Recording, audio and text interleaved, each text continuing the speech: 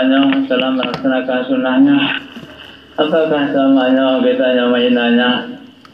Apakah akan datang kita akan bertemu dengannya di padang mahsyar?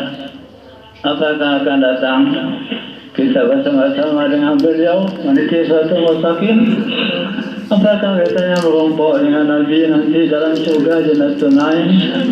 Apakah katanya dipanggil namanya, diundang katanya untuk menikmati minuman segar daripada kolam Nabi di padang mahsyar?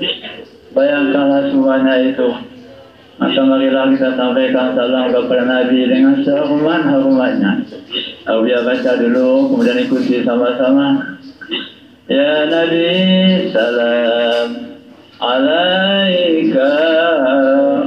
Ya Rasul, salam alaika. Ya Habib, salam alaika. Salawatullah alaika. Baca ya Nabi, salam